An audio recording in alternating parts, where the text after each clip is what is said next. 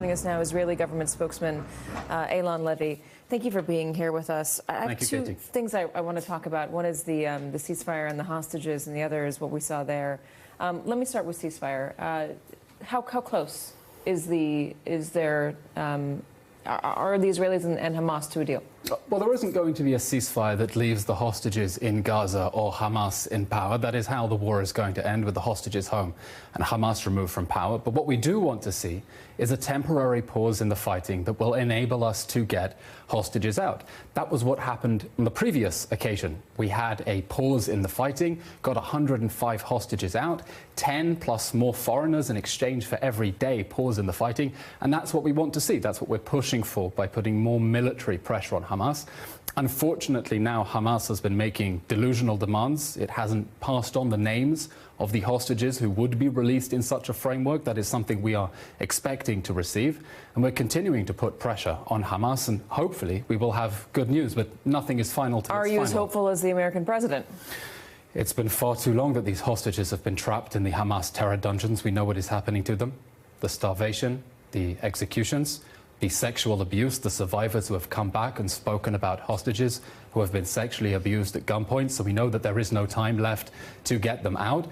And we hope that the continued application of military pressure, together with diplomatic input from our allies in the world, will help to get these hostages out. 134 there. 33, we know, are already dead. Time has run out for them. Ramadan is approaching. Are you concerned about fighting during Ramadan and the way that might further inflame tensions in the region? We would want to see this war over as soon as possible, and it will end when Hamas either surrenders or is defeated. Now, of course, wars during Ramadan are not new in the Middle East. Let's remember the 1973 war, the Yom Kippur War, began when Egypt and Syria invaded Israel on Ramadan.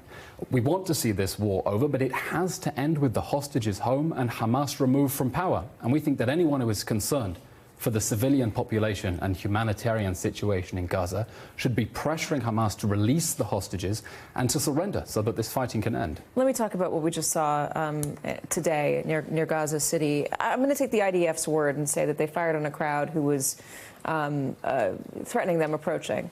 If you take their word for it, doesn't that only prove the sheer desperation, the amount of people who are desperate for food in that region, in this strip of land?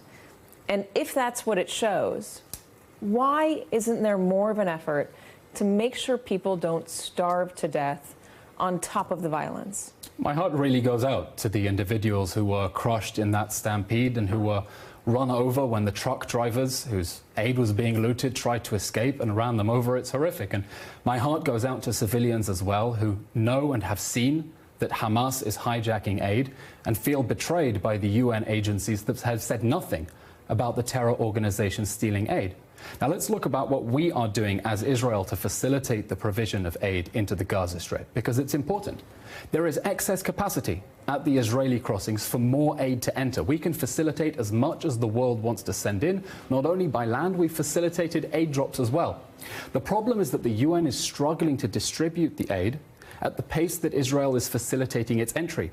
Aid is piling up not on the Israeli side of the crossings, but on the Gazan side of the crossings, where the UN is struggling to distribute that aid. Can Israel not do more within Gaza to distribute the aid? We're working together with international partners, and the convoy you saw was, I believe, the fourth this week going into the northern Gaza Strip, and we're working on finding new ways to deliver aid into northern Gaza. This convoy was part of a private contract with the private sector to try to get aid in, because the problem till now, aid has been distributed through UNRWA. And as has been widely established by now, that's an agency that was working as a Hamas front, riddled with terrorists, covering up for Hamas trying to steal the aid. And so we're trying to find new ways in an impossibly challenging environment to make sure that the civilians who need aid can get it and that Hamas cannot steal it for its military purpose. There are certainly accusations against UNRWA. I don't know if everybody is on board with saying it was riddled with... oh, no, there are many who are still trying to cover that up. The UN is pushing back on that. Eylon, it's good to have you. Eylon Levy, thank you very much. Thank you, Katie, for being here.